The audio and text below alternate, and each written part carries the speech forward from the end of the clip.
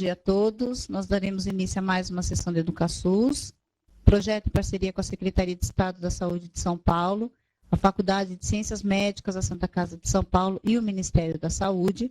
E hoje nós temos a honra de receber a doutora Nancy Beley, professora afiliada da Unifesp, que falará sobre influenza, manejo clínico e tratamento. Doutora Nancy, obrigada por participar conosco aqui do projeto EducaSUS. Obrigada a todos os presentes. A palavra é sua. Bom dia a todos. Obrigada por vocês terem me chamado. Acho importante a gente conversar, então, sobre o manejo clínico e o tratamento nesse momento que a gente está aí na sazonalidade, principalmente na epidemia de H1N1, que vai ser o principal foco da minha apresentação e da minha discussão com vocês hoje. Bom, então, lembrando a todos, né, uma das primeiras coisas que o clínico tem que pensar, quando ele recebe um paciente ou com outro profissional de saúde, que talvez tenha que encaminhar um paciente com suspeita de influenza, ou mais especificamente de H1N1, é relembrar a definição de síndrome gripal. Então, a síndrome gripal, a gente considera, durante o período que o influenza está circulando numa comunidade, como a gente tem agora, por exemplo, a gente considera a febre de início súbito, elevada, persistente. Normalmente essa febre é uma febre acima de 38 graus, é uma febre que o indivíduo, mesmo tomando antitérmico, a cada 4 horas, 6 horas, a febre volta a subir, muitas vezes ela não desce abaixo de 38, é uma febre de 39, 40. Primeiro a febre acontece, em geral, depois o indivíduo começa a relatar tosse, dor de garganta e pode ou não ter coriza. Isso é uma coisa que eu gosto de ressaltar, que é importante, porque muitas vezes os colegas acabam não pensando em síndrome gripal, porque o paciente não contou que escorria o nariz, que espirrava. Então, lembrar que ele pode ter só a febre e a tosse. E isso ser uma síndrome gripal, que a gente tem que pensar em influenza nessa época onde a gente tem a maior circulação de influenza na comunidade. Em geral, os casos que demandam atendimento médico, eles vão ter acompanhado os sintomas gerais que cursam junto com a influenza. Mialgia, artralgia, a dor de cabeça, se falei, intensa, uma fadiga e, eventualmente, já no início, uma sensação de falta de ar, que pode acontecer no início ou depois. A maior parte dos casos vão ser casos leves e esses sintomas vão durar de 3 a 5 dias. Mas é importante a gente ter a definição de síndrome gripal para desconfiar que aquele caso pode ser um caso de influenza. Um outro dado importante que a gente tem que lembrar é que a gripe é uma doença altamente transmissível e, às vezes, o que dá dica para o profissional de saúde no primeiro atendimento é que o paciente conta que teve contato, ou na casa, ou no trabalho, com alguém, ou fala, todo mundo está gripado no ambiente onde eu estou. Então, isso é uma dica importante também. Então, vale a pena a gente investigar os sintomas e perguntar se teve contato com pessoas com quadro semelhante. Bom, como eu disse, a maior parte dos casos vão ser casos leves, né, que nem vão demandar atendimento no serviço de saúde, vão ter uma boa evolução e alguns até sem febre. Então, muitas vezes até o indivíduo que vai ao serviço de saúde fala, teve alguém em casa, no trabalho, teve, mas não teve febre. Pode ter também influenza, porque a gente tem uma proporção aí que não tem febre. Alguns casos vão demandar assistência médica, né? E queria chamar a atenção de vocês, principalmente para esses casos moderados, que é o que a gente mais recebe no ponto de atendimento, que é aquele indivíduo que fica com a febre persistente, muitas vezes com uma queixa de cansaço, falta de ar, em torno do 2º, 3º dia, ele fala, não, a febre não baixou nada. Que, em geral, do 2º para o 3º dia, a febre começa a diminuir e espaçar. Então, se isso persiste, esses casos são os casos moderados, que a gente tem que atuar rapidamente e que tem uma excelente resposta terapêutica com antiviral.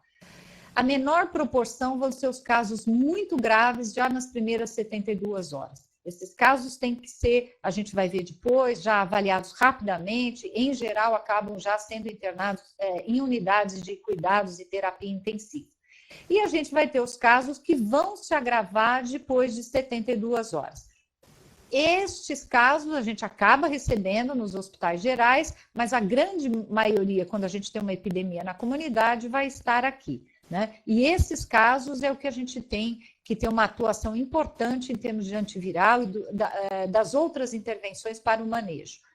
Gostaria de lembrar que, apesar de a maior parte dos pacientes internados pertencer aos grupos de risco, os grupos que foram contemplados na vacina, principalmente os doentes crônicos, não é?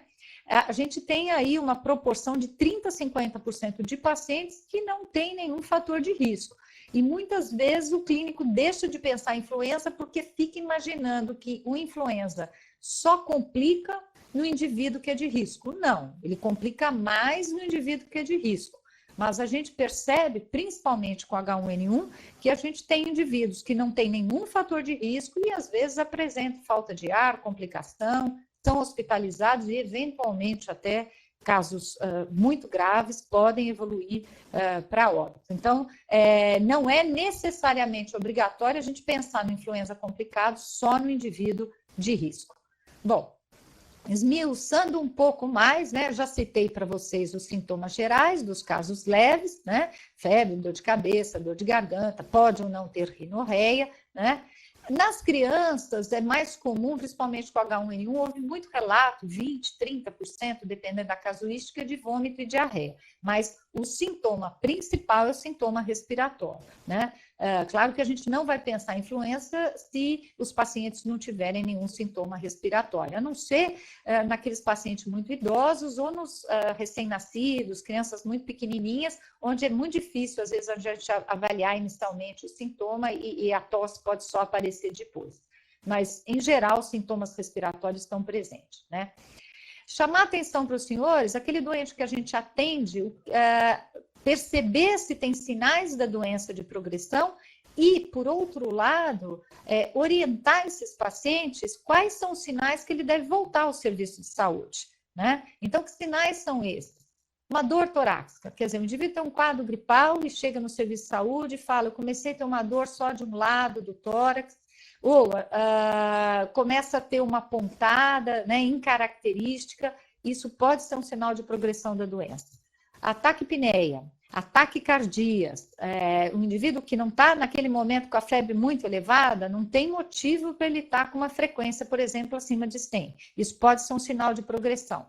Hipóxia, né? Existe a hipóxia que a gente nota no indivíduo que chega já com cianose, o indivíduo que chega com descompensação da doença de base, que os familiares tragam, olha, piorou a falta de ar, ele tem um DPOC, mas ele está mais cianótico.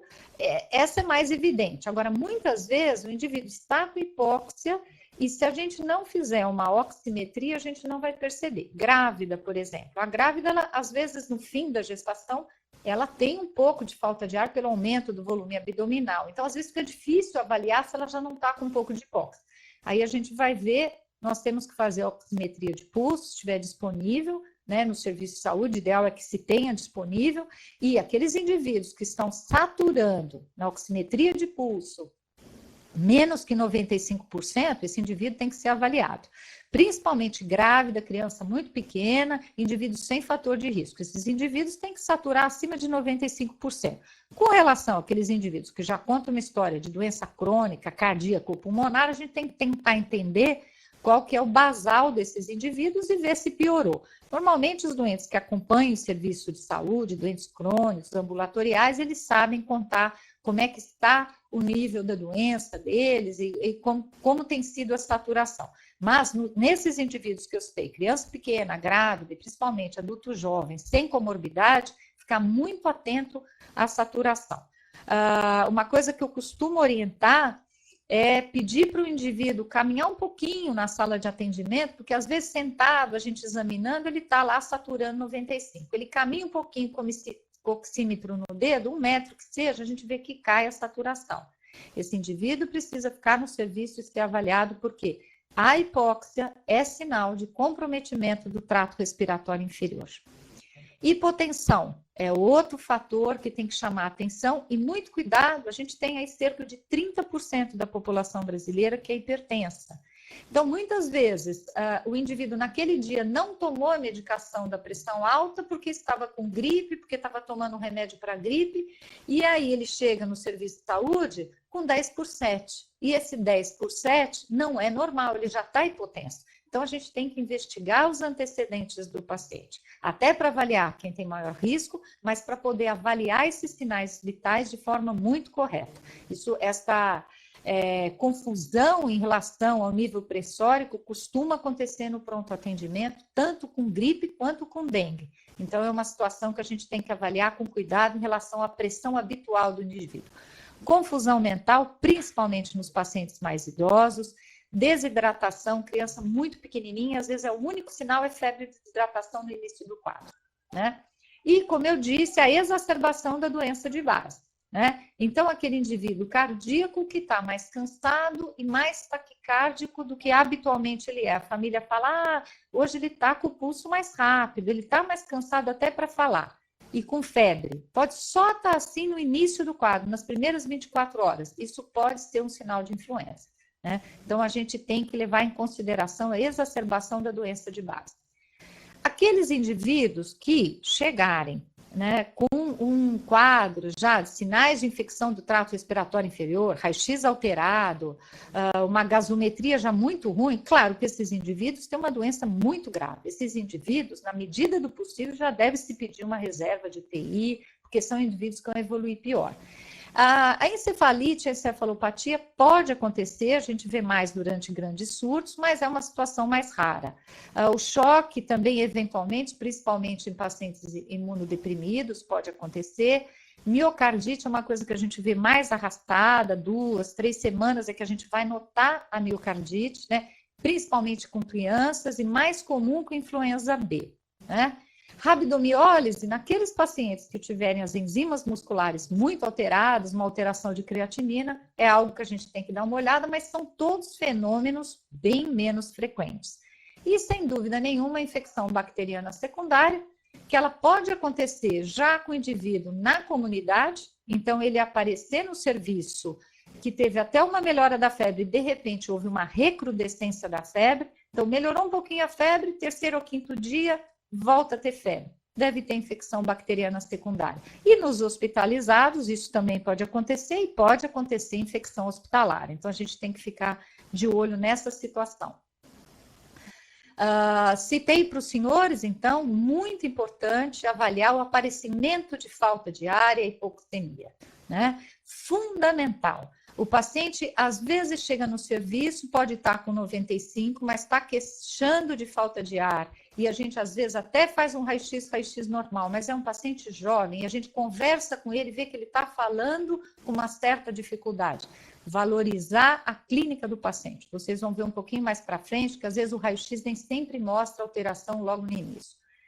A própria OMS sugere, o paciente que continua com 3 dias, 72 horas, continua com a febre elevada, orientar a voltar para o serviço, né? Exacerbação de doença de base, principalmente os asmáticos. Nós tivemos uma paciente internada agora que a queixa dela, ela chegou no serviço de saúde, uma paciente de 60 anos, que tinha febre e estava chiando muito, ela nem reclamava de tosse. Essa paciente, em 4 horas, foi entubada, está na terapia intensiva, diagnóstico H1N1. Não deu nem tempo de começar a ter tosse. Ela piorou muito do chiado e tinha febre. Suspeita de H1N1 confirmada. Então, ficar atento a isso, né? E disfunções orgânicas graves, como eu já citei a miosite, a gente pode... Isso é um alerta também. Muitas vezes o paciente interna com febre, um pouquinho de tosse, ninguém pensou em H1N1 e pega uma CPK muito elevada. Olha, nessa sazonalidade, com a CPK muito elevada, com paciente com febre e tosse, até prova em contrário, isso é influenza. Dificilmente nós vamos ter outras doenças que agudamente vão dar um quadro de febre e tosse e CPK elevado, mas nem sempre vai estar elevada. Então, a gente não pode excluir um diagnóstico porque não tem a CPK elevada, né? Alguns achados laboratoriais que às vezes deixam dúvida no clínico. Então, primeiro é a leucocitose. Quando a leucocitose é muito elevada, né? Então nós chegamos um paciente lá que tem febre, tem tosse e tem 20 mil de leucócitos, né? Então, às vezes o clínico fala, isso deve ser pneumonia bacteriana. Bom, primeiro a gente não sabe se ele não teve um H1N1 e já fez uma co-infecção bacteriana e por isso está com leucocitose. Aí o clínico fala, então não deve ser H1N1 por causa disso. Não. O paciente que vai ficar no hospital, na sazonalidade, com febre e tosse, temos que investigar H1N1. Depois, se não for, a gente suspende o antiviral. E outra coisa, muitas vezes o influenza pode dar uma leucocitose discreta até com desvio esquerdo. Então, a gente viu vários pacientes que tinham 10 mil, 11 mil de leucócitos e com um pouquinho de desvio esquerda. O basal desse paciente podia ser 5 mil, 6 mil. E aí o clínico fala, não, 11 mil, isso deve ser bacteriano. Dá lá o antibacteriano e não dá o antiviral. Então, muito cuidado com a avaliação de leucocitose. Não é porque é uma doença viral que todos os pacientes vão ter leucopenia.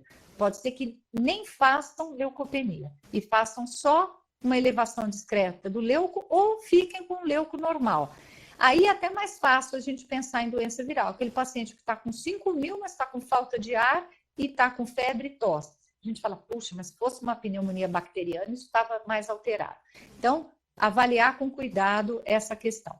Alguns pacientes, quando vão piorando, né, pacientes principalmente os muito graves, que já chegam com 2, 3 dias e acabam indo para a UTI, às vezes eles começam a fazer leucopenia progressiva. Isso é um sinal de mau prognóstico. Esse paciente tem que ficar muito insípido. Um paciente que a gente está com ele na máscara e ele começa a fazer leucopenia progressiva e não está melhorando. Vamos entubar mais precocemente, porque esse paciente, isso é um marcador de pior. As transaminases podem estar elevadas, nunca muito elevadas, nunca são transaminases como a da dengue, da mononucleose, ou como da leptospirose, do choque séptico. Não, mas elas podem estar alteradas, isso faz parte da ação viral e a gente não deve se preocupar com as medicações que o paciente está tomando, porque, em geral, se começa a tratar a infecção viral, isso cai. Às vezes o clínico fica com receio com as outras medicações, porque a transaminase está alterada, mas isso é secundário ao vírus. Já comentei da CPK. A desidrogenase lática também gera muita confusão, principalmente paciente HIV. Paciente HIV com H1N1, muitas vezes o pessoal pensa na pneumocistose, olha a desidrogenase e acha que pode ser uma pneumocistose porque está muito elevada. A influenza também eleva. Vejam aí que eu coloquei um valor de 12 mil, isso foi uma paciente nossa em 2009, obesa, que chegou, ela foi a óbito, ela chegou a fazer 12 mil. Ela era uma paciente só obesa, no restante não tinha nenhum fator de risco, né? Nem era diabética, mas era um IMC maior do que 40. E fez esse nível de desidrogenase. Então, assim, micoplasma, pneumocistose, H1N1, influenza, faz desidrogenase elevada, né? A PCR é muito variável. Então, nós podemos ter um aumento até de 100 vezes, e aí, muitas vezes, isso não é mais viral, é bacteriano. E outros, uma pequena elevação. Porque a PCR, ela guarda uma relação com o nível de inflamação. E a gente sabe que os pacientes piores, eles às vezes têm um quadro pulmonar mais inflamado, né? E outros, às vezes, têm mais sangramento. Outros, a inflamação é menor, mas a hipóxia é grande. Então, é muito variável. Então, a gente avaliar só a PCR no diagnóstico de entrada, para tentar pensar em viral e bacteriano, nessa situação também deve-se tomar muito cuidado. Agora, ela é interessante na evolução do doente. A cada 4, 5 dias a gente avaliar, porque, claro, se ele estava com uma PCR muito elevada e está diminuindo, fala a favor que a gente está segurando bem a doença, e se ela de repente começa a aumentar, a gente tem que pensar, será que está complicando com infecção bacteriana? Ou fez um fenômeno trombótico, um paciente de risco, lembrar que tem mais chance de fazer embolia. Vai estar acamado, vai estar mais desidratado, e às vezes a PCR aumenta de repente porque ele fez um fenômeno trombótico. Então, ela é importante no acompanhamento. E a VHS também, como é inespecífica, em geral mais elevada, também interessante no acompanhamento. Queria mostrar para os senhores, essa é a nossa experiência de 2009. Em geral, os pacientes que foram hospitalizados, a grande maioria chegava em torno do 3º, 4º dia, que é quando não melhorou e está complicando e está com falta de ar. Então, muita atenção nesses pacientes. Porque os estudos observacionais têm mostrado que até o 5º dia, a nossa introdução do antiviral tem muito benefício. Não que ele não tenha que ser introduzido depois disso, mas a gente sabe que tem muito benefício. Então, não percamos tempo, né? O paciente chega com 3 dias de história, que não está melhorando da febre, que está com tosse, vamos fazer um raio-x, vamos avaliar, porque os pacientes que hospitalizam e complicam, em geral, eles chegam nesse período. E uma coisa que eu já comentei, né, valorizar muito a clínica, porque, vejam, 50% dos pacientes no primeiro raio-x era normal, e todos esses pacientes H1N1 estavam hospitalizados. Queria mostrar para vocês a nossa experiência aqui nos primeiros pacientes do mês de abril. Nós já estamos com o dobro desses pacientes lá no nosso Hospital São Paulo Universitário. E queria fazer alguns comentários com os senhores. Vejam que os pacientes, a grande maioria que foi hospitalizado, até o momento nós não tivemos nenhum óbito, né? Aqui a gente tem 14 pacientes, se não me engano, mas nós já temos mais de 25 pacientes que foram hospitalizados. Vejam que a grande maioria, grupo de risco, né? Nós tivemos aqui uma criança de 3 anos, né? E um adolescente de 14, e esse profissional de saúde, eu não coloquei aqui, mas ele tinha tuberculose, tá? Então, apesar de ser um profissional de saúde, ele tinha uma doença que propiciou ele ter uma doença mais grave pelo H1N1. Mas vejam, senhores, o nosso primeiro paciente era um paciente de 200 quilos, com obesidade mórbida, de 44 anos. Vejam também a faixa etária. O que eu queria chamar a atenção é, todos esses pacientes foram internados com febre, tosse, sintomas gerais. Alguns, né, esse paciente aqui, por exemplo, é um paciente que estava internado para fazer quimioterapia e aí desenvolveu o quadro internado. Então, foi um quadro nosocomial. E aqui nós tivemos esse aqui também. Ele estava do lado desse paciente, então também uma transmissão nosocomial. Mas os demais foram pacientes que chegaram no pronto atendimento. Todos foram internados, todos estavam recebendo antibiótico, e o que está em vermelho são os pacientes que acabaram fazendo a suspeita diagnóstica depois de estarem internados nesse período. Então, esse da obesidade, ele chegou, deram antibiótico para ele e levou 3 dias para alguém pensar em H1N1, tá? Aqui, esse HIV positivo foi tratado com uma série de coisas, pensou em vários diagnósticos, levou 10 dias. Essa idosa levou 3 dias. Então, vejam, muitas vezes o clínico se preocupa com o paciente, interna o paciente e não pensa na hipótese diagnóstica, né? Para vocês terem uma ideia, a nossa paciente mais grave é essa paciente aqui, de 39 anos. É a paciente mais grave que nós tivemos, ela ainda está internada, ela ficou 25 dias em ventilação mecânica, chegou com 3 dias de história, só que o diagnóstico dela, apesar dela ser a mais grave, foi um dos mais precoces, tá? Então, no mesmo dia, o pessoal já fez a hipótese e já entrou com antiviral. E essa paciente é a paciente mais grave, mas que não foi a óbito. Esse paciente quase foi a óbito, e o diagnóstico dele foi feito só no 10º dia. Então, muitas vezes, a gente interna o paciente não fazer o diagnóstico, a gente arrasta o quadro do paciente. Essa lúpica também, até agora, ela ainda está recebendo medicação, ainda está dependente de oxigenoterapia. Então, suspeitar do paciente, importante, no pronto atendimento. Depois, se não for H1N1, a gente suspende o tratamento, vê o que vai adicionar no tratamento. Mas não atrasar o diagnóstico, porque a gente pode atrasar o tratamento e, com isso, o indivíduo evoluir pior. Esse HIV, por exemplo, ele chegou em catéter, acabou indo para máscara e depois foi entubado. E, no início, se pensou em pneumocistose, apesar do paciente contar uma história de síndrome gripal e ter 270 de CD4, que a gente sabe que é um nível que normalmente num paciente que está tomando antirretroviral, ele não vai fazer uma pneumocistose. Mas como ele tinha um raio-x infiltrado bilateral e era HIV, o pessoal, pronto, isso é pneumocistose.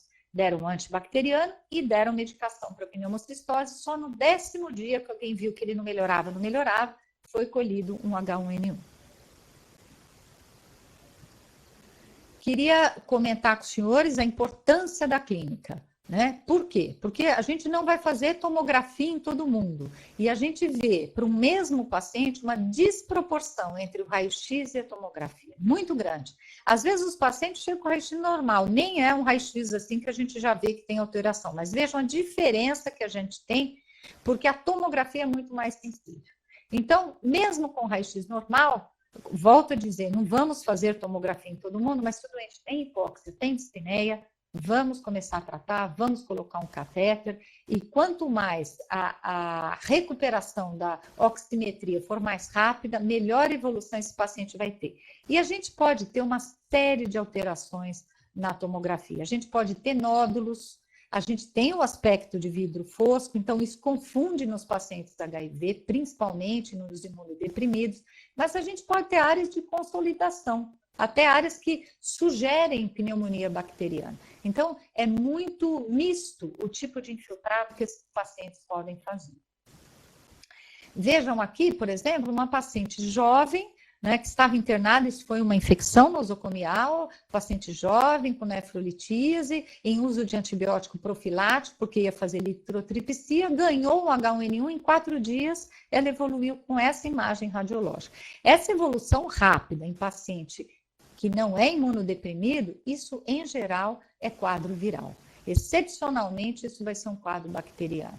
E rapidamente, com tratamento, esses pacientes respondem, tá? A maior parte dos pacientes moderados, aqueles que respondem bem à terapêutica, que acabam necessitando de catéter de O2 ou de máscara e que não são intubados, eles apresentam esse tipo de raio-x. Vocês podem ver, então, um infiltrado misto, né? A gente tem áreas que sugerem consolidação e a gente tem áreas que sugerem infiltrado intersticial. A maioria vai ter esse raio-x e rapidamente eles melhoram, né? Alguns pacientes chegam assim, aqueles pacientes muito graves. Aí a gente tem já um pulmão praticamente de choque, né? E em geral, com influenza H3N2, influenza B, nos idosos ou naqueles que complicam, aqueles que melhoram a tosse que eu falei, depois em torno do 5º dia volta a febre. O que eles apresentam? Pneumonia lobar. Aí a gente vai ver esse tipo de raio-x, né? Lembrar que a gente tem que pensar na cobertura antibiótico para estrepto, para Haemophilus influenza e para Staphylococcus aureus. Então, aquele paciente com H1N1, que melhorou a febre, mas que volta com uma pneumonia, que interna, a gente começa a tratar cobrindo esses agentes e não está respondendo, pensar no Staphylo. A influenza favorece a aderência do Staphylo. E, claro, dentro da unidade hospitalar, aqueles serviços com Staphylo resistente, a gente pensar que pode ter uma pneumonia por Marsa e fazer a cobertura. Ficar muito atento dia a dia. Esses doentes, quando internados, nós temos que internar em enfermaria, se for o caso, não vai ficar em UTI, mas eles têm que ter uma avaliação pelo menos a cada 4 horas. Porque às vezes o paciente está bem de manhã, com catéter de O2 e à tarde eu estou tendo que entubar esse paciente. Então, a gente não pode simplesmente prescrever, colocar na enfermaria, o colega passar a visita de manhã e só voltar no dia seguinte. Os pacientes têm que ser avaliados mais de uma vez por dia. Às vezes, tem pacientes que não têm febre, tem tosse e falta de ar. Essa era uma paciente que usava cronicamente corticoide. Então, gente, na anamnese, questionar o uso de drogas. É muito comum o uso de corticoide na população, seja doente reumático, doente autoimune, e às vezes até por automedicação, os pacientes aprendem a usar corticoide, começam a usar corticoide. Eu tenho uma dorzinha aqui, eu uso essa caixinha. A gente vai ver, está usando corticoide. Pode não ter febre, e a gente sabe que o uso de corticoide associado a H1N1, existem evoluções piores. Essa paciente não tinha febre, tinha só essa imagenzinha aqui. Era um quadro de H1N1 com dispneia e com estertor crepitante, tá? Para a gente ir finalizando, a orientação do protocolo do Ministério da Saúde a gente deve tratar todos os pacientes com síndrome gripal que têm fatores de risco. Então, independente da gravidade da doença, grávidas, crianças pequenas, os doentes crônicos, os idosos, a gente deve, na presença de síndrome gripal, não precisa ter fator agravante. A gente deve prescrever um antiviral, porque esses pacientes complicam mais. Os pacientes sem fatores de risco, que tiverem nas primeiras horas, onde o antiviral vai ter uma maior eficácia, o clínico vai julgar se merece tratar ou não. Aí vai depender de uma avaliação naquele momento. Mas os demais a gente deve orientar ao tratamento. E todos os pacientes com a síndrome respiratória aguda grave, ou seja, aqueles que têm, além da síndrome gripal, da febre, da tosse, têm sinais de agravamento ou têm dispneia, todos devem ser internados, tratados com oseltamivir e usar o antibiótico de acordo com o consenso. Em geral, nós temos usado ceftriaxone, a claritromicina, na maior parte dos serviços. Relembrar com os senhores os grupos de risco foram os mesmos contemplados pela vacina, né? As grávidas em qualquer época, qualquer idade gestacional e puérperas até 45 semanas. Em algumas localidades houve uma menor aderência à vacinação das grávidas, então sempre investigar quando atende o paciente se foi vacinado ou não, isso é importante até para a gente avaliar aí o nosso programa de vacina.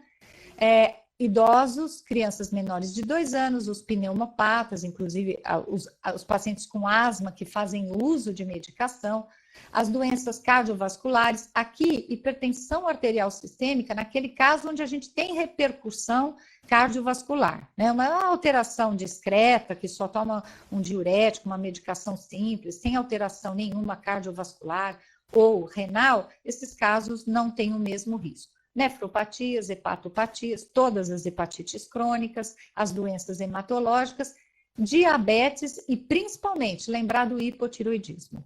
O hipotiroidismo, o hiper também, mas o hipotiroidismo é um fator de risco para a evolução mais complicada. Os transtornos neurológicos com facilidade de aspiração, os indivíduos com epilepsia, a síndrome de Down, as doenças neuromusculares, né? As imunossupressões todas, tanto a AIDS, os pacientes em uso de quimioterapia, radioterapia ou os pacientes reumatológicos e a obesidade.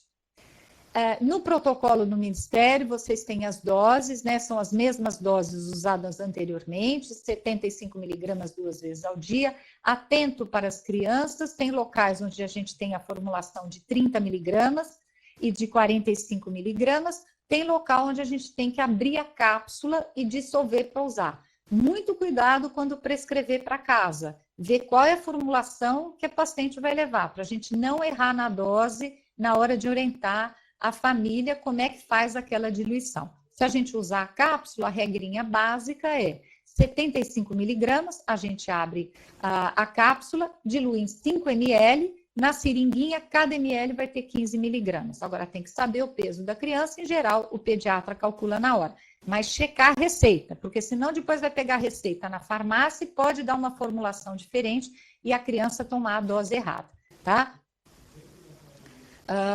Em relação a o manejo dos casos graves, já falei, sempre hidratar, fazer monitoramento clínico da oxigenoterapia, se está num serviço que não tem UTI, o paciente chegou, a gente vê que tem dispneia, está em dúvida da coisa, já tenta avaliar uma ambulância, um serviço mais próximo, porque esse paciente pode complicar e vai ser difícil segurar no serviço onde não tem terapia intensiva.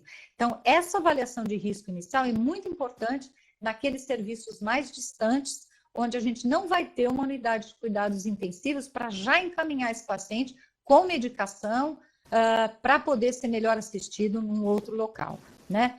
Coletar a amostra de todos os pacientes hospitalizados. Essa amostra preferencialmente deve ser coletada antes do tratamento, mas não atrasar o tratamento por causa da coleta da amostra. Isso é impreterível. Em geral, a gente pede coleta na primeira semana, mas se passar o tempo, a gente pode coletar e avisar o laboratório e coletou depois. Às vezes a gente desconfia só depois que o paciente está internado, né? E as indicações de UTI, que são as clássicas, né? Paciente com instabilidade, insuficiência respiratória, sem melhora, né? E com disfunção orgânica, né? Lembrar sempre, assim, eu estou colocando esse paciente na máscara, eu estou dando 10 litros e eu não estou conseguindo saturar ele bem, não vamos esperar.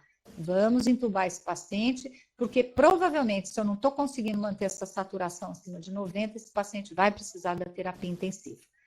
Algumas situações em que a gente pode ter um benefício com dose dobrada e tratamento mais de 5 dias. Principalmente imunossuprimido, em geral, é melhor tratar com a dose dobrada, Paciente em ventilação mecânica, a gente não sabe exatamente na sonda quanto que está absorvendo, e os obesos, né? Porque o paciente de 60 quilos, a distribuição é 1, o paciente com mais de 100 quilos é 1. Então, usar. E naqueles pacientes graves em ventilação mecânica, a gente tende a usar pelo menos 10 dias. Nos imunodeprimidos, vai depender do tempo de excreção viral, que pode ser prolongado.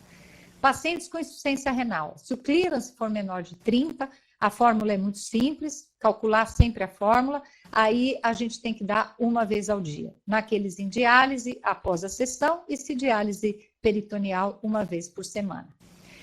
Iniciar precoce, já comentei, mesmo depois de 48 horas, mesmo depois de 5 dias, doentes graves nós vamos tratar. Grupo de risco com síndrome gripal, mesmo após 48 horas, chegou no serviço, não vai ficar internado, mas é grupo de risco, vamos tratar com antiviral, tá? E já falei da antibiótico terapia, ventilação mecânica precoce.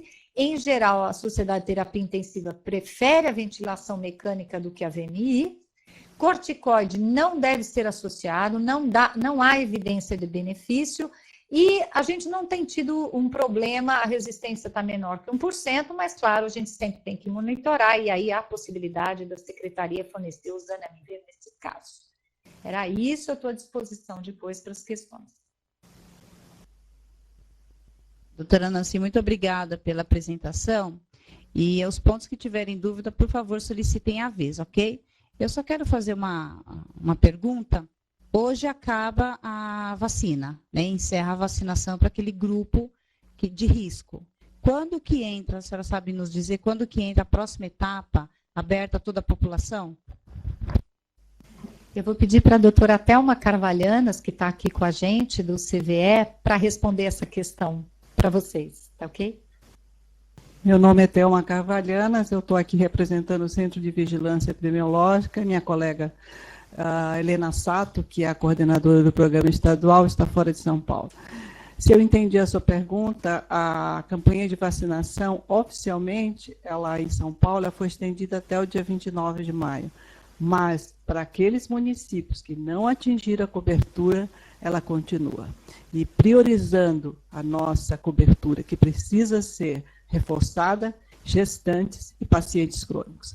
Vocês viram a apresentação da doutora Nancy, os casos que ela apresentou da Unifesp, a maioria dos casos que evoluíram com gravidade eram portadores de pelo menos uma comorbidade.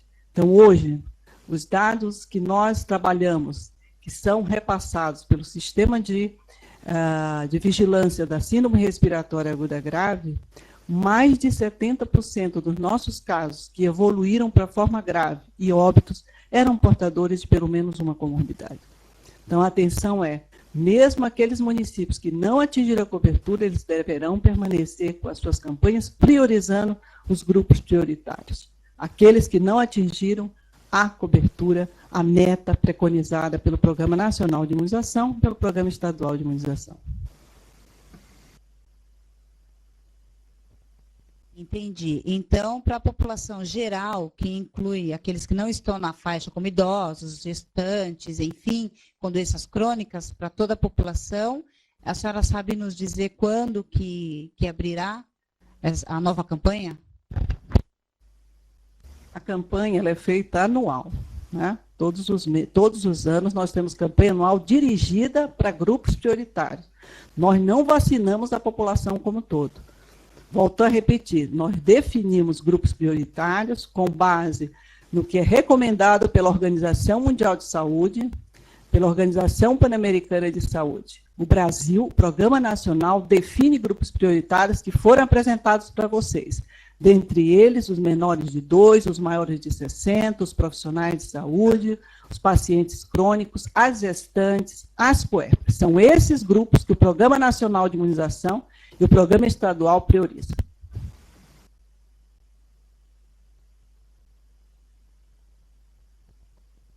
Tudo bem, então. Santa Casa, o pessoal lá de Maringá, bom dia.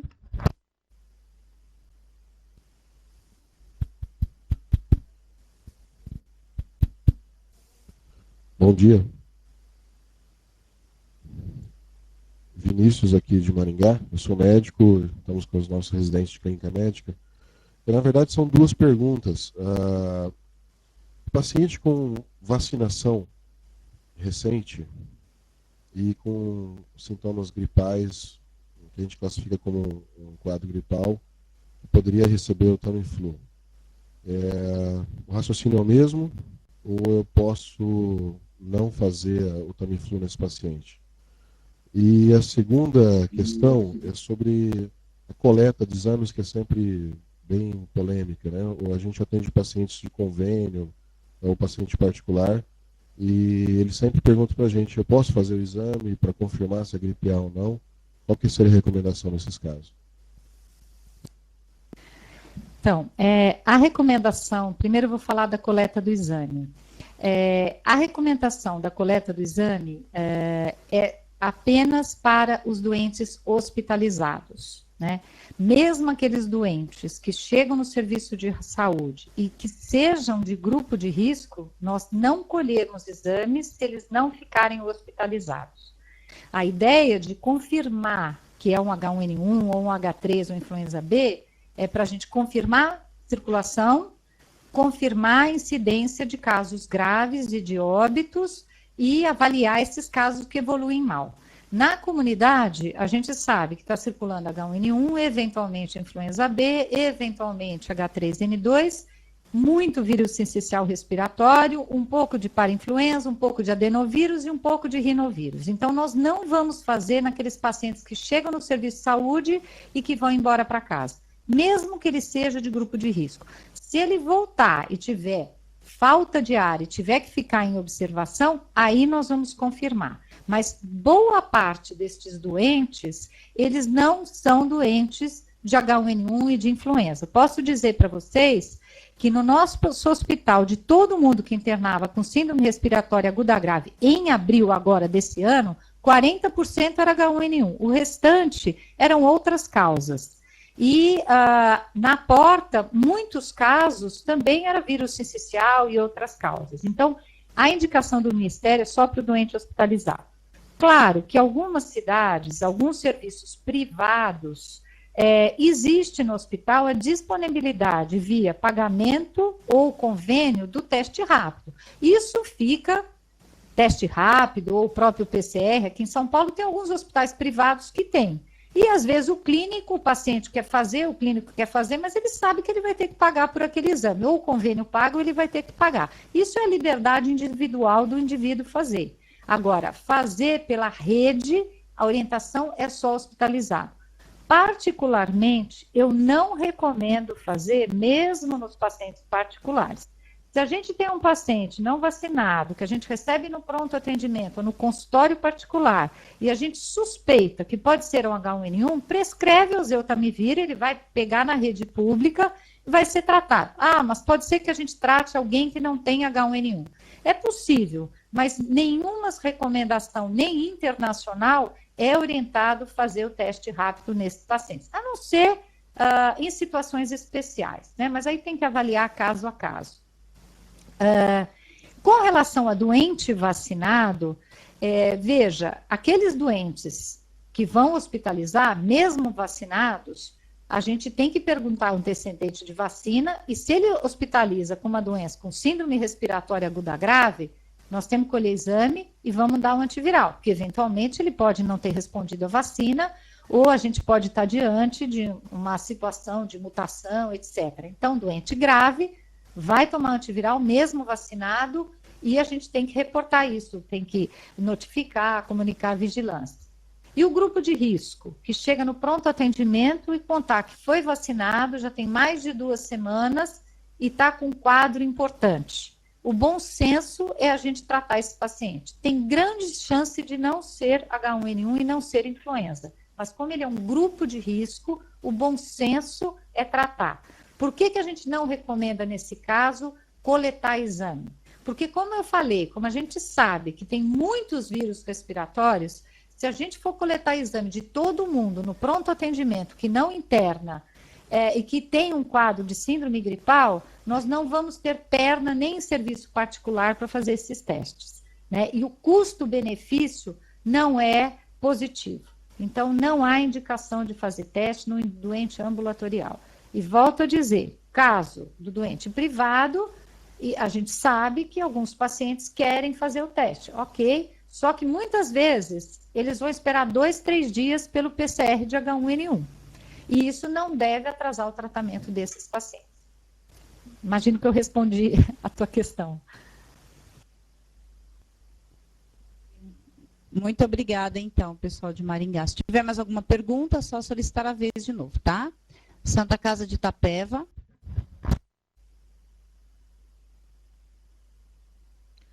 Bom dia, doutora.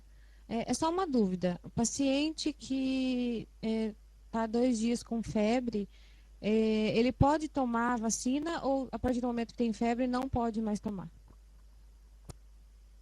Passar para a doutora Thelma as recomendações oficiais em relação a isso. Paciente com quadro febril, não recomendamos, principalmente se doença em evolução aguda. O quadro agudo, ele ameniza, aí sim, você recomenda a vacinação e o posto de saúde tem as vacinas disponíveis no Programa Nacional. De acordo com a recomendação atual, o paciente apresentando febre, o quadro agudo em evolução, nós orientamos postergar a vacinação.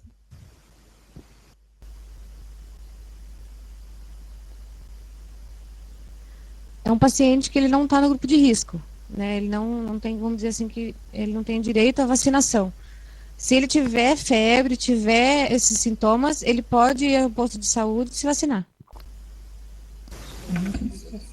Eu acho que você não entendeu. Qualquer paciente apresentando, criança, adulto, quadro febril, mesmo não pertencendo a grupo de risco, apresentou quadro febril em evolução, a orientação do Programa Nacional e Estadual de Imunização é postergar. Melhorou do quadro, recomenda que compareça ao posto para vacinar. Tá ok, obrigada, doutora. Obrigado, pessoal de Itapeva. Hospital e Maternidade de Rancharia.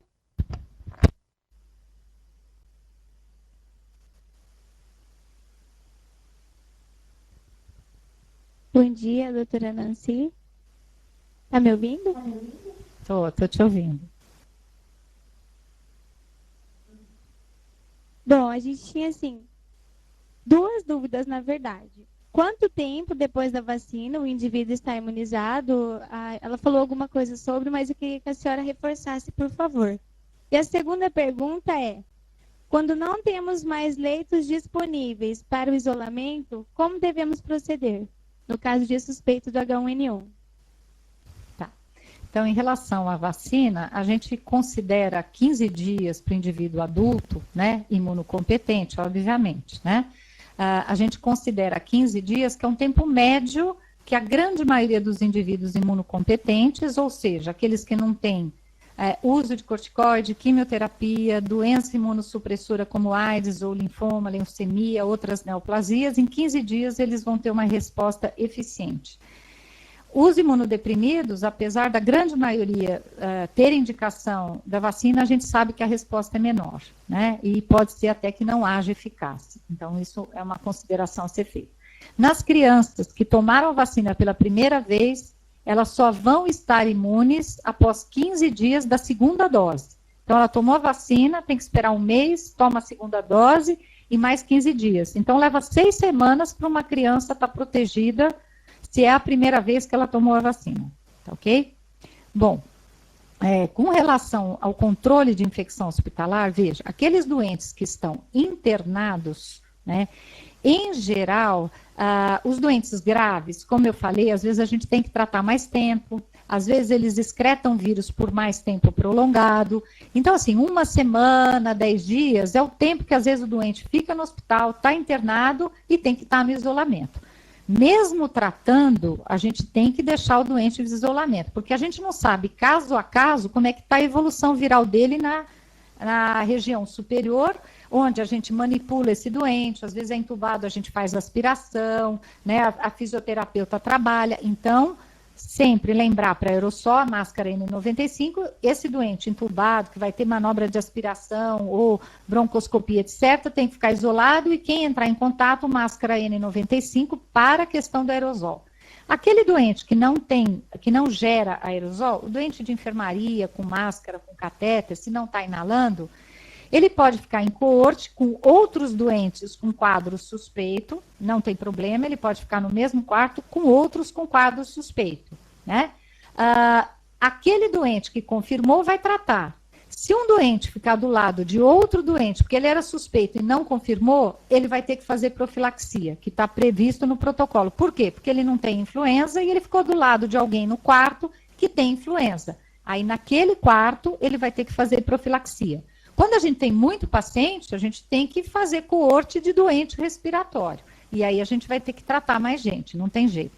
Neste quarto, máscara cirúrgica para o paciente, para ele circular fora do avental, luva, e qualquer funcionário da área da saúde que entrar no quarto, inclusive visitantes, que deve ser evitado, mas às vezes não tem como evitar, devem usar máscara cirúrgica o tempo todo, para evitar a transmissão por gotículas, mesmo se o doente está tratando. Então, internou o doente, já começa a tratar, mas ele vai ficar circulando de máscara cirúrgica e nós vamos manter controle de infecção.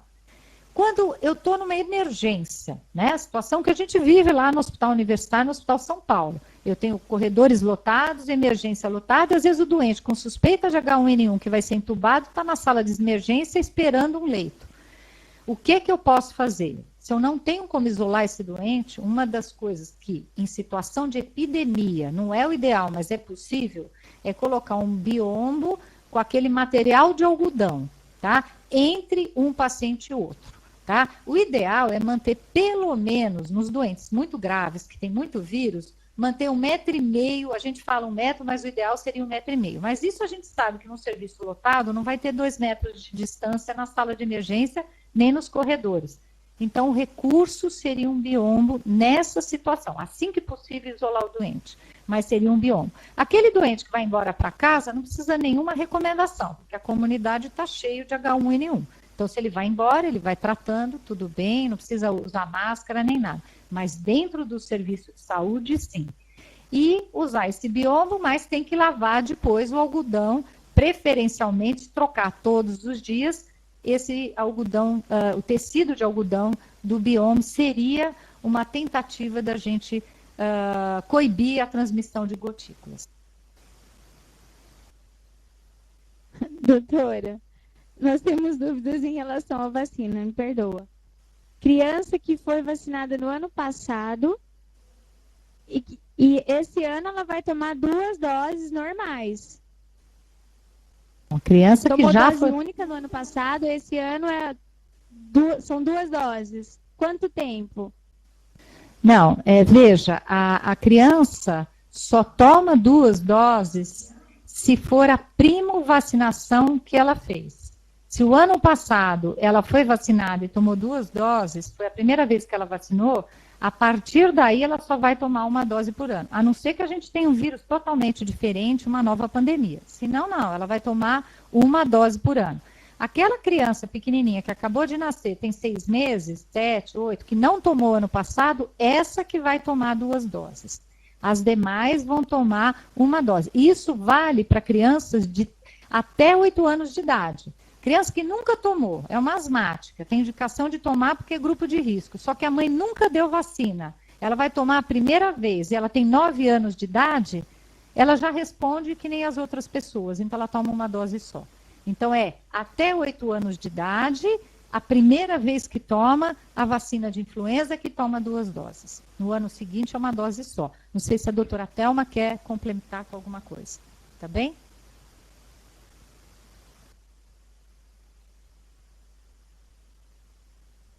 Obrigada, doutora.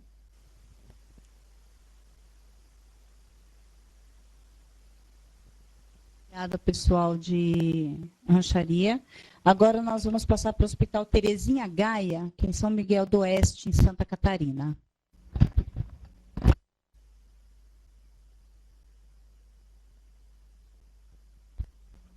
Verifiquem se eu coloquei corretamente o hospital. Se estiver errado, me corrijam.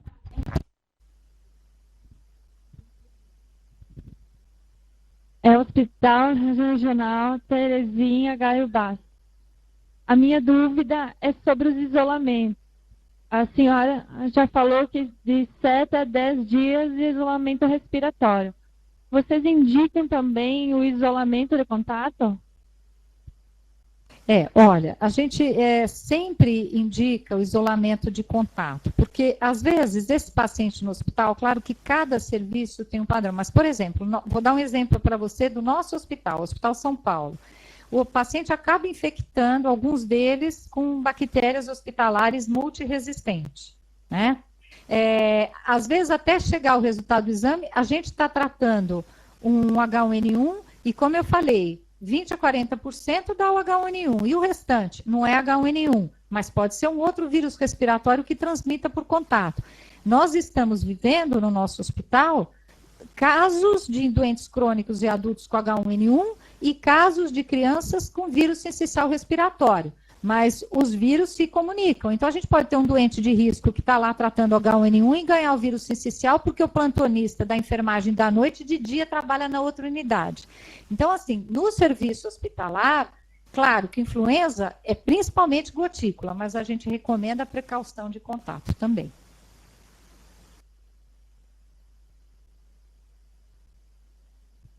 Obrigada.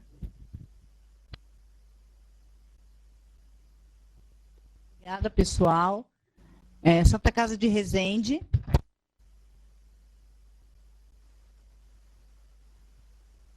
Bom dia. Eu sou o estagiário Jorge. Eu queria perguntar se podemos ter mais uma vez H1N1. Desculpa, da onde eles são? Né? Você está perguntando se o mesmo paciente pode ter 2 vezes a infecção por H1N1, é isso? Vou te responder. O H1N1 começou a circular em 2009. Exatamente. Isso mesmo. A gente sabe, isso tem descrição já em literatura, de indivíduos que tiveram em 2009 H1N1 e que depois, em ano subsequente, teve também infecção por H1N1 em anos subsequentes, né? Então, isso é possível. A gente tem que lembrar, por exemplo, que o H3N2, que circula desde 1968, as pessoas se infectam e se reinfectam com ele. Ele está circulando desde 68. Claro que não é o mesmo vírus, vai sofrendo uma mutaçãozinha. Mas, assim, a infecção por um vírus influenza não protege a pessoa de, no ano seguinte, ela não ter de novo o mesmo vírus influenza. O quanto ela vai ter de mais ou menos gravidade clínica é uma coisa extremamente variável de pessoa para pessoa e de vírus para vírus. Mas, assim, uma pessoa que teve infecção por H1N1 e fala, eu não vou me vacinar esse ano porque eu já tive a infecção por H1N1. Ela pode ter de novo a infecção e às vezes até mais grave. Então, a infecção e a vacinação, a gente considera que só protege por uma temporada. Na segunda, na terceira, na quarta, na quinta. Quantos anos esse vírus circular, você está suscetível a ter nova infecção. Mais grave ou mais leve, mas está suscetível. E um dado importante, nós fizemos estudos em pacientes assintomáticos, desde 2009. Existe uma proporção que varia de 10% a 30% de indivíduos em serviços de saúde que não estão sentindo nada e estão com infecção assintomática por H1N1, por H3N2. Então, às vezes, a pessoa não está sentindo nada, tem só uma dorzinha de garganta, nem considera que teve uma gripe e está transmitindo o vírus. Isso é muito importante, porque no serviço de saúde nós tivemos uma taxa de mais de 20% de profissionais de saúde não vacinados com infecção assintomática. Eles podem não ter a doença, mas eles vão transmitir para os seus pacientes. É importante a gente lembrar isso. E às vezes tomou a vacina em 2010 e nunca mais tomou, porque falou, não, eu já tomei em 2010, não vou pegar mais.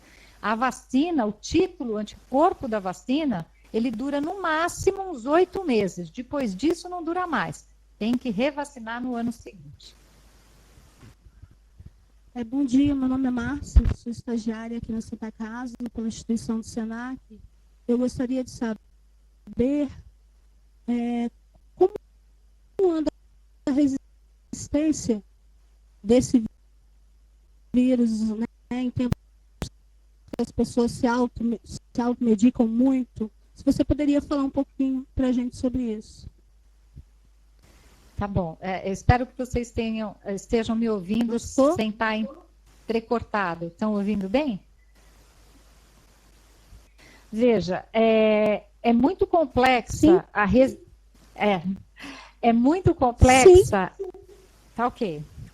É muito complexa a resistência antiviral e o raciocínio que a gente faz em resistência antiviral para a influenza é completamente diferente do raciocínio de resistência bacteriana e do raciocínio de resistência, por exemplo, para HIV.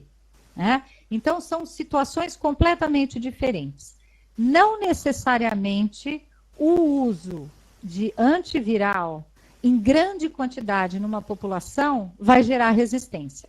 Isso foi um conceito que acabou circulando erroneamente por até desconhecimento de saber a dinâmica de resistência no caso do influenza.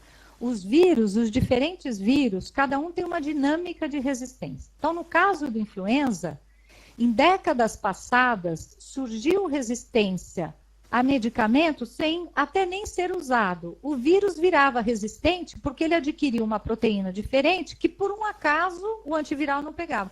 Mas em locais onde nem se usava o antiviral. Nesse momento, desde 2009, se usou muito oseltamivir. Nunca se usou tanto, milhões e milhões de doses. E a resistência é menor de 1%. E no passado, quando não se utilizou, chegou-se a se ter, para um tipo de influenza que não é esse, chegou-se a ter 99% de resistência. Então, nesse momento, a preocupação com resistência não é uma preocupação que deve coibir o tratamento quando a gente suspeita que é influenza. Então, não tem que ter a preocupação de confirmar para começar a tratar, porque se eu tratar e não for, vai gerar resistência. Tratar alguém que não tem influenza com antiviral não vai gerar resistência. Vai gerar náusea, porque o remédio às vezes dá náusea, e vai jogar a medicação fora. Só que não tem como a gente fazer teste em todo mundo. Por isso que eu insisti. Deve-se tratar, se considerar que tem que tratar, e só fazer teste em quem está no hospital. A gente sabe que alguns pacientes vão receber tratamento e que não era influenza. Então, não tem essa preocupação. Por outro lado, o Ministério da Saúde, os laboratórios de referência, eles recebem essas amostras que a gente coleta no hospital de doente grave, que é doente que vai tratar mais tempo, tem mais carga viral, e essas amostras são avaliadas, tanto aqui no Brasil, como nos laboratórios internacionais. Então, essa resistência mundial, ela vem sendo monitorada desde 2009, e ela não aumentou. Nós já estamos 4 anos aí com o uso de oseltamivir, e ela não aumentou. Então, não tem que ter, nesse momento, essa preocupação. Tá bom? Muito obrigada, foi muito esclarecedor. Nós é que agradecemos. Sociedade Divina Providência, bom dia. Oi, bom dia. Meu nome é Ciro, eu sou residente aqui no Divina Providência. Eu tenho algumas dúvidas. Na verdade, seria sobre a segurança da droga, né? Efeito adverso além de náuseas, como a doutora já citou. Contraindicação ao uso. E uma outra dúvida que ficou para mim seria quando que eu vou indicar se é de 5 dias a 10 dias. E se isso eu vou decidir no começo da terapia, e o que eu vou usar, né, como critério, seria clínico ou laboratorial, para permanecer mais tempo ou menos tempo? Como é que eu vou fazer esse julgamento? E tem outra dúvida também, já aproveitando, que seria, assim, o paciente que eu vou tratar ambulatorialmente, já foi dito que a gente não precisa fazer isolamento dele domiciliar, mas seria prudente eu afastar ele do trabalho, deixar em casa ou não? Bom, por enquanto é isso, obrigado. Vamos lá. Então, obrigada pelas tuas questões, elas são bem relevantes, dependendo do tipo de hospital e paciente que a gente trabalha. Com relação ao doente ambulatorial, você vai tratar 5 dias. O doente que recebeu o tratamento, provavelmente era um doente com uma febre elevada, persistente.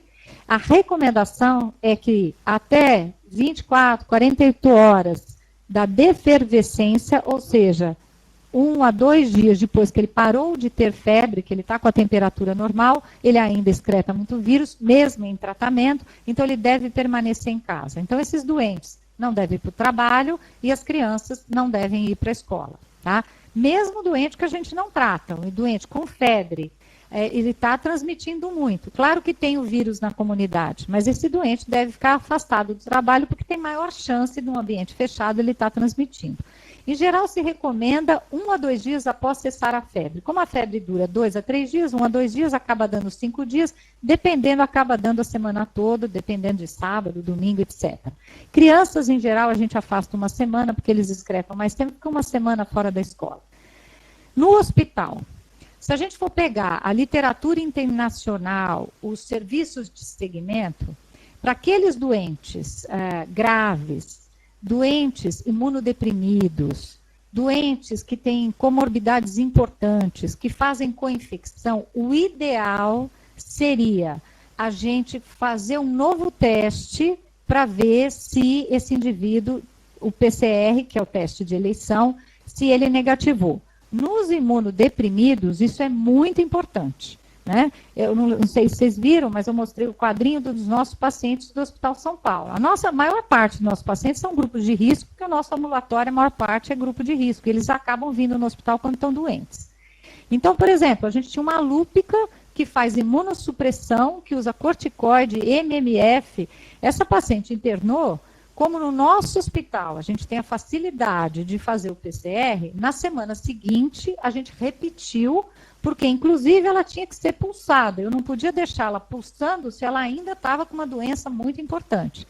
Então, claro, no meu serviço é possível fazer isso, o ideal é fazer. E se eu não pudesse fazer, eu ia tratar ela 10 dias e ver ela clinicamente como ela evoluiu. Por que 10 dias?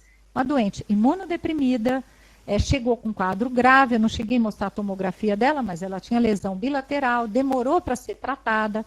Então, assim, aqueles pacientes com hipóxia importante, precisou de máscara, demorou para tratamento, doentes imunodeprimidos, doentes em ventilação mecânica, a tendência é se tratar 10 dias. Alguns pacientes nós tivemos que tratar mais tempo, porque a gente teve a facilidade de, na semana seguinte, repetir. Agora, isso depende da facilidade do serviço onde a pessoa está. Porque, claro, que o laboratório de referência, recebendo a amostra de 3, 4 estados, não vai dar conta de fazer o teste e ainda ficar realizando o exame semanal nos doentes graves. Se a gente não consegue fazer isso, a clínica é muito importante. Doente que melhorou, que não está precisando de oxigenoterapia depois de 10 dias, esse doente provavelmente não vai precisar mais de medicação, né? Em geral, quem que precisa mais de medicação? É o doente entubado, que não tem infecção bacteriana, que demorou para cessar a febre, que ainda está difícil de ventilar. Em geral, a própria Sociedade de Terapia Intensiva indica que o clínico avalie se não é melhor estender o antiviral se ele não tem nenhum parâmetro. O doente não melhorou e não está com infecção bacteriana, isso deve ser só infecção viral. E eu ainda estou precisando manipular muito o ventilador, vamos manter o antiviral. Não tem problema. Agora, nos casos que eu falei, com melhora clínica, melhora, se você não tem como refazer o exame, aí você pode considerar os 10 dias e suspender. Os doentes ambulatoriais, 5 dias de tratamento. Alguns doentes nossos, a gente tratou só 5 dias, porque eles internavam, em 2 dias eles estavam ótimos. Eles iam para casa e tomavam mais 1 dia ou 2. A melhora clínica é o principal valor que a gente tem que dar. Não sei se eu te responder a questão da dose dobrada. Veja, a questão da dose dobrada é uma questão que ainda não foi respondida em estudos clínicos randomizados controlados. O que é um estudo clínico randomizado controlado? Eu pego uma população com as mesmas características, com a doença, e eu trato com a dose dobrada, e a outra população com a dose tradicional. É muito difícil, durante a epidemia de influenza, você conseguir estabelecer um estudo. Primeiro, porque você tem que mandar para o comitê de ética antes. Segundo, que muitas vezes não é ético você não beneficiar um doente com uma coisa que ainda não está estabelecida. Então, o que a gente tem, que é o MS, enquanto órgão que normatiza o tratamento antiviral, sugere, é que na avaliação da Organização Mundial de Saúde, alguns estudos observacionais deram a impressão que doentes muito graves se beneficiam de dose dobrada e de tratamento prolongado.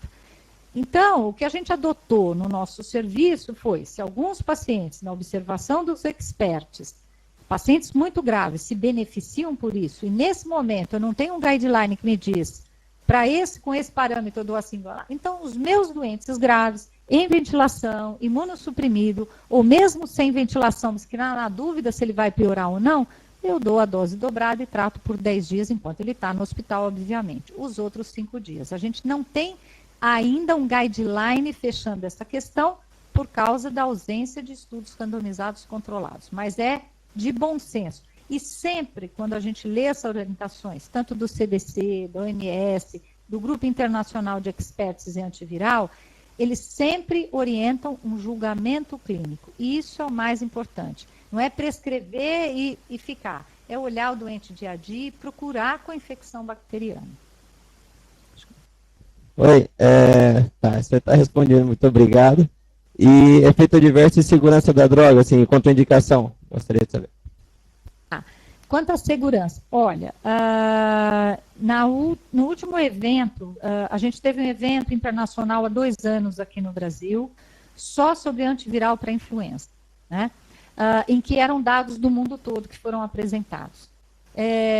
Tanto em gestante, quanto em criança pequena, quanto na população como um todo, não há relato de evento adverso grave com oseltamivir. Não há relato de evento adverso grave. O maior relato de evento adverso é náusea. E a náusea tanto faz 75 miligramas como 150, como a suspensão oral. É extremamente variável e algumas casuísticas falam em até 30% de náusea nos pacientes. Isso a gente vê nos doentes que a gente interna. Muitos reclamam no primeiro comprimido e outros não reclamam absolutamente nada. A recomendação que a gente faz é sempre associar junto com a alimentação, né, de preferência após a alimentação, e nas crianças com suco, com achocolatado, para evitar a náusea. Mas realmente a náusea é relativamente frequente aí e ela não melhora no passar dos dias. Quem vai ter náusea os 5 ou 10 dias e alguns pacientes não relatam nada nesse sentido. Saiu muita coisa na literatura em relação ao oseltamivir na época da pandemia, mas nenhum evento adverso grave se confirmou em relação ao oseltamivir.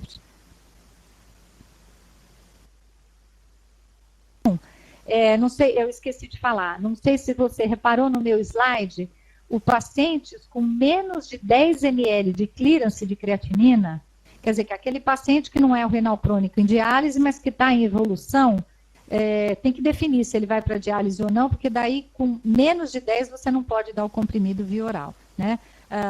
Você dá uma vez por dia até esse valor, abaixo de 30, e quem está em diálise, aí é pós-diálise uma vez por semana. Mas naquele que está evoluindo insuficiência renal, quando chegar em 10, aí tem que definir o que vai fazer, mas você não pode mais dar o comprimido via oral na dose habitual.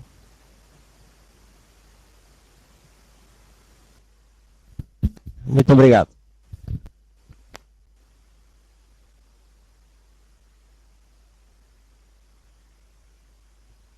Obrigada. Santa Casa de Valença. Sou Ivonete. Gostaria de saber se uma paciente grávida, mesmo tomando a vacina, corre o risco de infectar o bebê. Bom, uma paciente grávida, mesmo tomando a vacina, ela tem algumas possibilidades. Os indivíduos reagem de forma diferente a toda e qualquer vacina.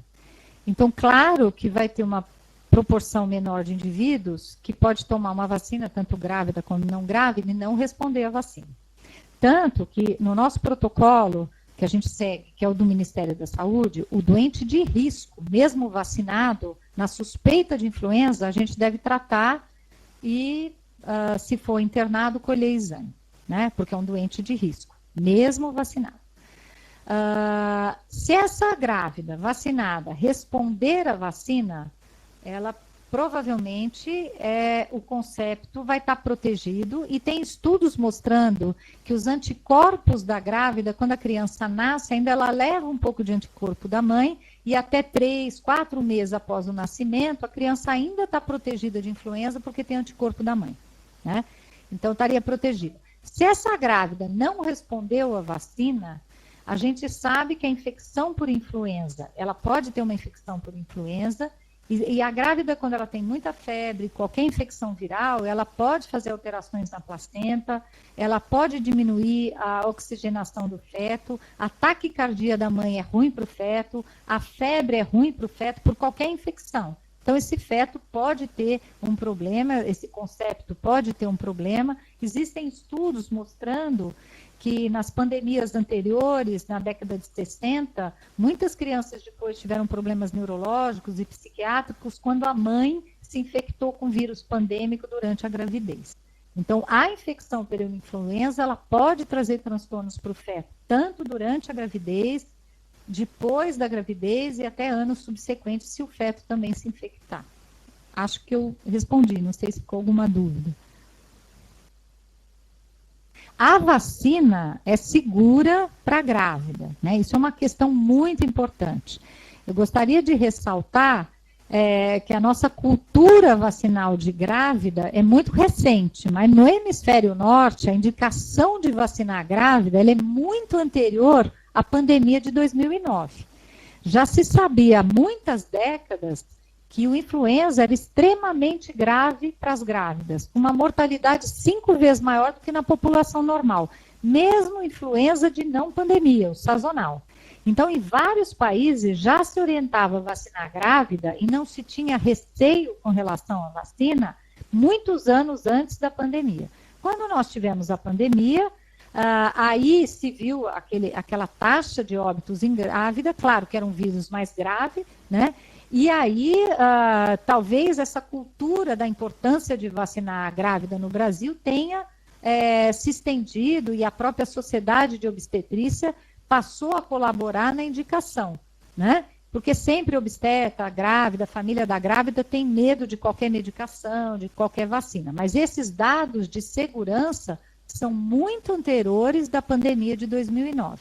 E para a Organização Mundial de Saúde, a grávida é o grupo prioritário em termos de proteção contra risco de adoecimento e gravidade. Então, se você não puder vacinar ninguém numa população, você tem que vacinar a grávida, tá?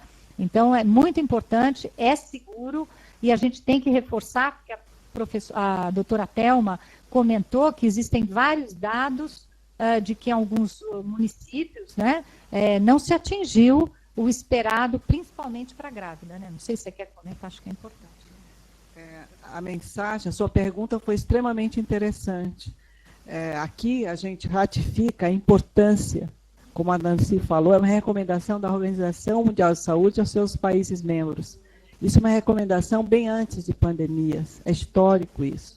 A grávida sempre foi e sempre será um grupo de risco extremamente importante para complicar, para evoluir a óbito quando uma vez infectada pelo vírus influenza.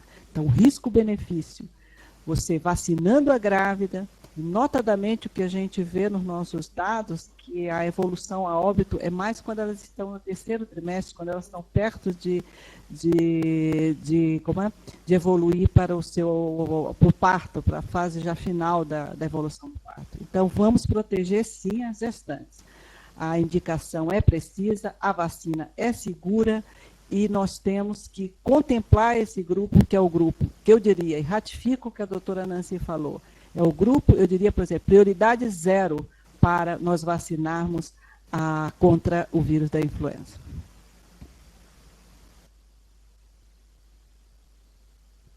Muito obrigada. Muito obrigada. Nós é que agradecemos. Passamos a...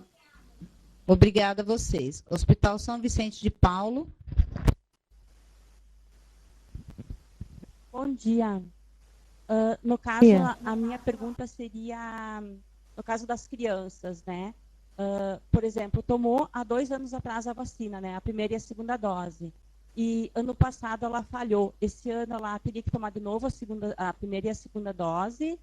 Ou só uma dose, no caso, ajudaria? Qual a notificação? Então, ela tomou há 2 anos atrás. É a primeira vez que ela toma 2 doses, já é o suficiente. Mesmo que o ano passado ela falhou, esse ano ela toma uma dose só.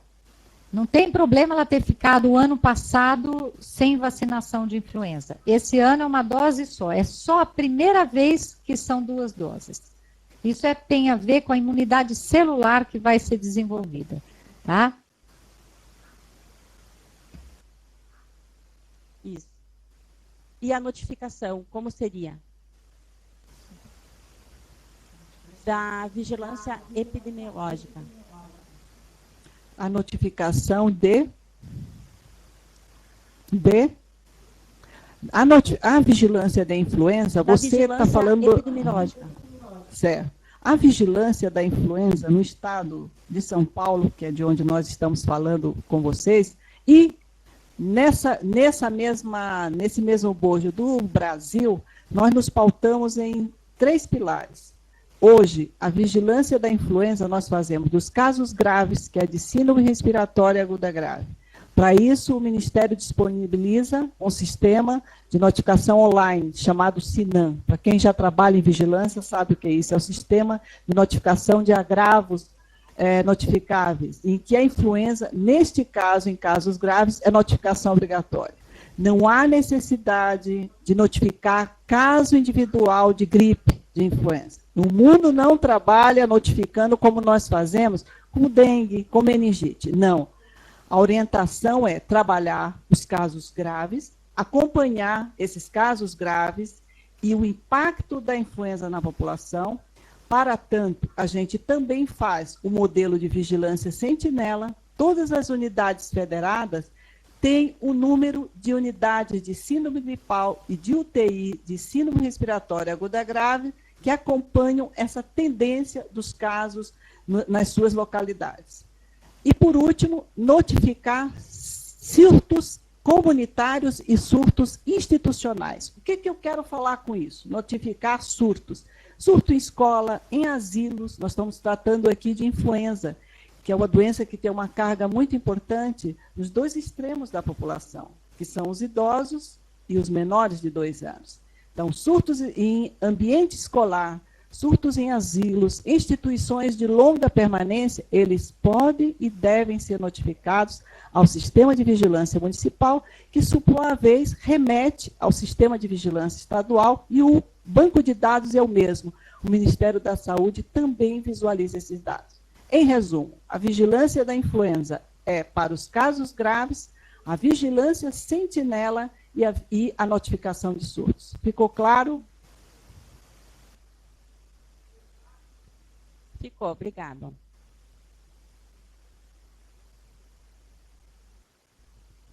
Que agradecemos. Mais alguma instituição, algum hospital tem alguma pergunta? Não, seria isso, doutora. Obrigada. Doutoras, por enquanto... Ok, nós não temos mais nenhuma pergunta. Então, antes de dar para encerrar essa sessão, eu só quero fazer uma última pergunta, ou uma colocação, não sei. Eu quero perguntar o seguinte.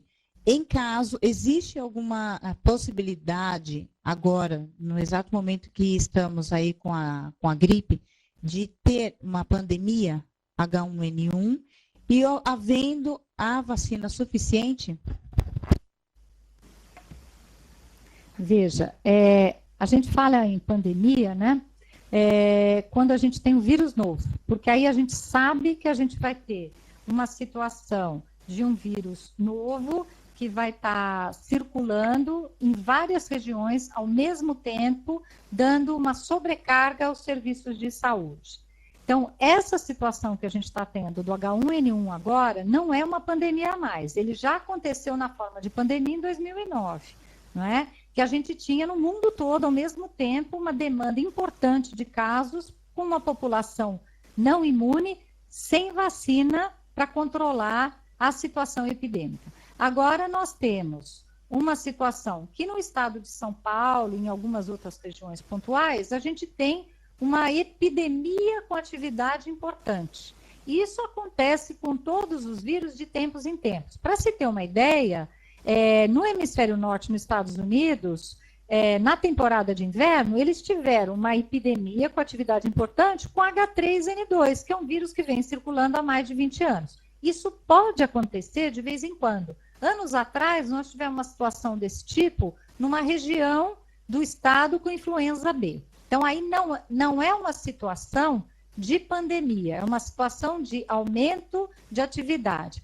Nessas situações, claro, a vigilância, os serviços de saúde têm que estar alerta, porque a gente vai ter que fazer mais intervenção, no sentido de maior treinamento, de refazer o treinamento que a gente está fazendo, de distribuir com mais agilidade antiviral, de capturar os pacientes não vacinados, que a gente tem que estar em cima, onde a taxa for menor, estender a vacinação, são todas intervenções que são sempre feitas e devem ser feitas em situações pontuais de aumento da epidemia. O que aconteceu em São Paulo, o ano passado foi em Santa Catarina, nos Estados Unidos foi com H3N2 em várias regiões, e aí você tem que aumentar toda e qualquer intervenção possível.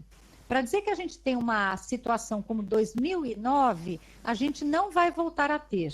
Por quê? Porque agora a gente tem vacina e o vírus não costuma ter esse comportamento no país inteiro. Vocês podem ver, por exemplo, a Argentina e o Chile não estão tendo o mesmo problema que a gente teve aqui na cidade e nos municípios de São Paulo, e que Santa Catarina teve o ano passado. Eles tiveram um problema com outros vírus. Então, assim, essa característica regional é uma característica epidêmica, e que aí a gente lança a mão dessas intervenções que estamos fazendo agora, né? Veja que a doutora Thelma comentou que no meu serviço a maior parte eram doentes crônicos, e na maioria dos serviços são doentes crônicos. A maioria não vacinado, a grande maioria não vacinado. Alguns não sabem responder, mas a grande maioria não vacinado, né? Então, o que mostra? Uma intervenção que existia, disponível, e que não aconteceu, né? Pode ter sido isso que gerou esse número de casos? É sempre multifatorial, é difícil a gente saber, mas há intervenções possíveis para a gente não ter essa situação de pandemia, que é quando a gente tem pouquíssima intervenção e muita demanda. A gente pode ter um vírus novo que surge a qualquer momento? Sim, isso faz parte da dinâmica do vírus influenza. Enquanto a gente não tiver uma vacina universal e duradoura, como outras vacinas que nós temos, que são mais duradouras, pólio, a própria vacina no passado de varíola, várias vacinas que são duradouras e universal, a gente não tem para influenza. Vira e mexe, nós vamos lidar com situações desse tipo. Não sei se eu... Eu queria só complementar, o que eu vou te falar é de domínio público. Você entra no Google e você coloca assim, Flunet, assim mesmo. Você vai ver essa situação, o H1N1, ele preponderou no hemisfério norte, na temporada 2012-2013, naquela Europa mais para o oeste, a Europa ocidental, e a Ásia como um todo.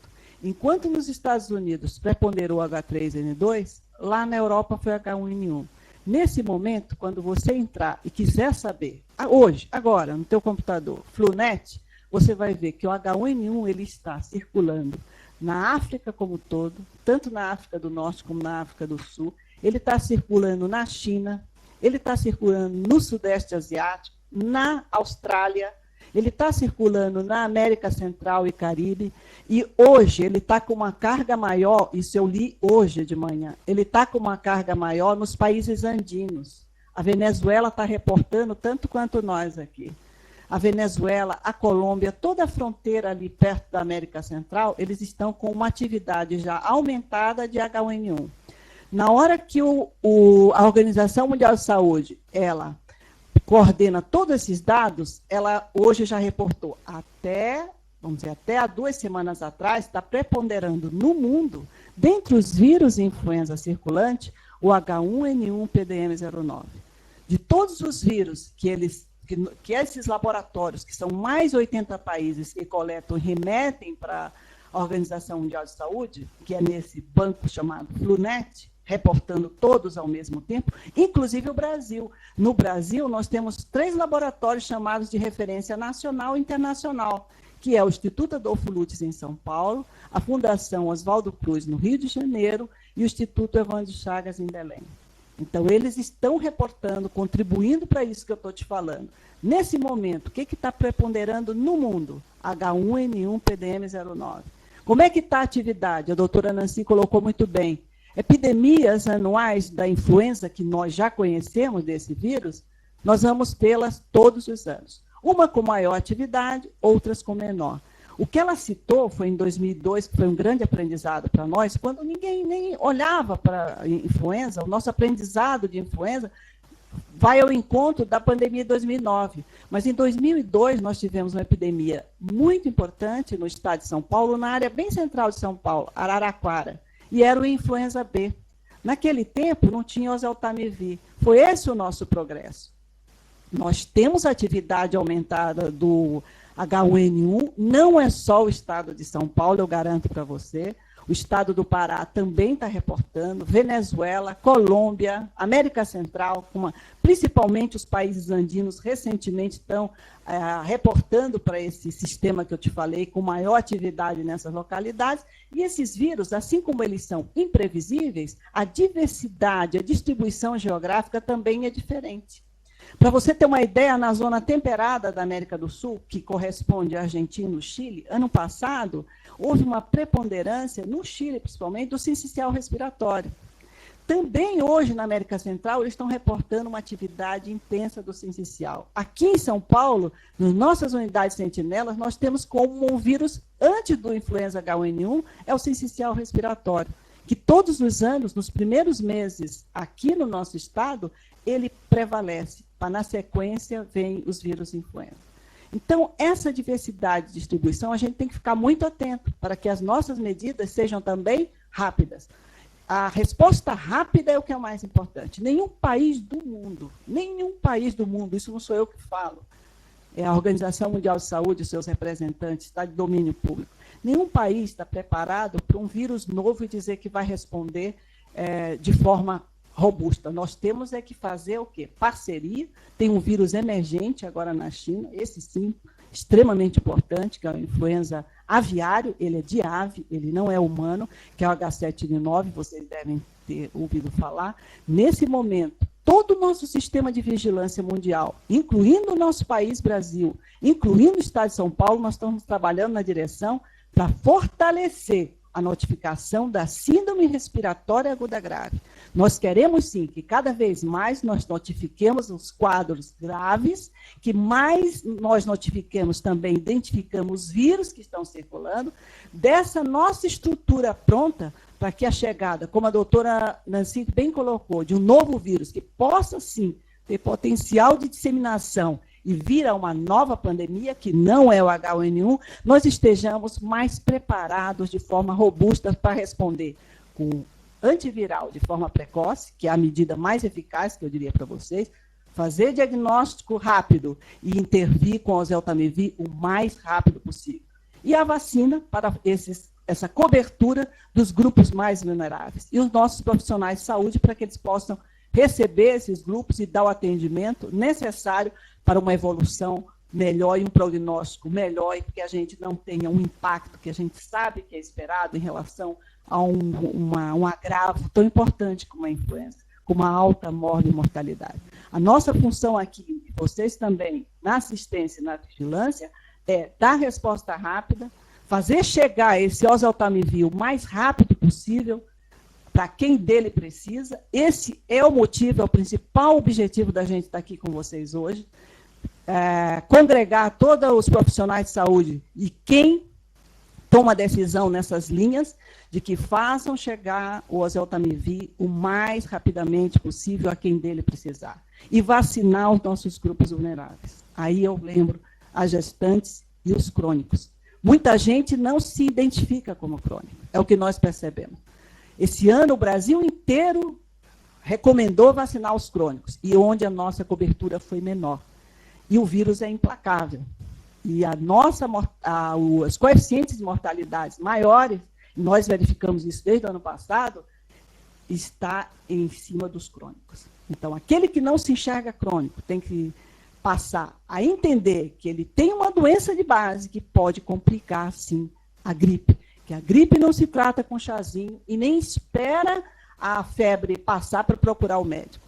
Identificou sinais e sintomas que estão relacionados à gripe ou resfriado, que é uma outra um outro comemorativo, que também faz parte do que nós chamamos síndrome gripal, procurar imediatamente assistência médica. É para isso que vocês estão aí, para nos ajudar nisso e orientar os pacientes que vos procuram. Então, acho que a mensagem principal de hoje foi essa. O objetivo da doutora Nancy foi esse, ajudá-los, né, ao manejo clínico em relação aos casos de influenza, não subestimar a gripe. Gripe complica e, quando complica, evolui com óbito. E o segundo objetivo nosso, orientar os colegas que fazem parte dessa rede de vigilância, da rede laboratorial e quem trabalha nos programas estaduais e municipais de imunização, para que o consenso de fazer chegar ao Zeltamivir a quem dele precisar e vacinar, neste momento, os nossos grupos mais vulneráveis, e com ênfase nos nossos crônicos e nas nossas gestantes. Eu acho que essa é a principal mensagem e nós consideramos o nosso objetivo, caso não haja nenhuma dúvida, nosso objetivo foi alcançado graças à parceria de vocês da FEOSP, que nós já agradecemos de antemão, e todos os anos nós estamos aqui com vocês e voltaremos quantas vezes for preciso. Estamos à disposição de vocês. Nós, aqui da Secretaria Estadual de Saúde de São Paulo, os colegas, os parceiros médicos que nos ajudam todos os anos, essa é uma parceria que já vai para, eu e a Nancy, já vai para quase 10 anos, e nós estaremos aqui, com certeza, em 2014, se precisar ainda esse ano, desde que vocês assim o permitam. Muito obrigada pela atenção. Eu gostaria de passar para a doutora Nancy para as suas considerações finais. Bom, espero ter ajudado aí com algumas questões, algumas dúvidas, né? Quando a gente está na frente de batalha, né? Eu estudo influenza há muitos anos, mas eu sou clínica e estou, além do serviço privado, eu coordeno um serviço público e eu sei as dificuldades que a gente tem com todas as doenças e quando a gente tem uma epidemia para se somar, né? Mas eu acho que a gente tem que ter claro em mente o momento da intervenção e a intervenção mais importante, que foi o que a doutora Thelma colocou, né? E pensar na hipótese de influenza. O que eu tenho visto em todos esses anos é o que mais complica a nossa atuação como clínico é não fazer hipótese de influenza, porque acha que está errado, eu vou dar antiviral e está errado, dá se não for. A gente perde paciente, a gente perde leito, porque aquele doente que está lá ocupando o leito de isolamento, mesmo no serviço privado, os nossos convênios, hospitais públicos e privados, todos estão lotados no Brasil. Mesmo aquele doente que está lá em isolamento, ele está tirando uma vaga de um leito do lado que eu poderia colocar outro doente. Se eu não penso e eu atraso o diagnóstico. Então, se eu faço o diagnóstico do doente internado, se eu penso, se eu trato, se ele vai embora logo, eu não ponho ele na UTI, eu tenho também uma melhoria da assistência para as outras doenças que estão acontecendo ao mesmo tempo. Então, assim, pensa em influenza, trata influenza, porque muda a evolução, a complicação e é custo-benefício. Acho que essa é a principal mensagem que a gente tem que ter e acho que a população médica, principalmente, já aprendeu que influenza complica. Pode não ser toda a cepa de influenza, mas influenza complica e isso é um custo adicional para o serviço de saúde e para a demanda de atendimento que a gente já tem nos serviços públicos. Obrigada pela atenção de vocês.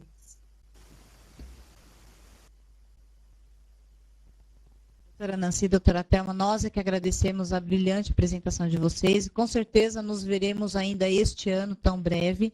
E assim que tiverem novas informações sobre a influenza, por favor, nos contate para que a gente possa levar todas as informações para a nossa rede a nível nacional. Tá? Então, nos veremos em breve. Obrigada a todos e tenham todos um bom dia. Até logo.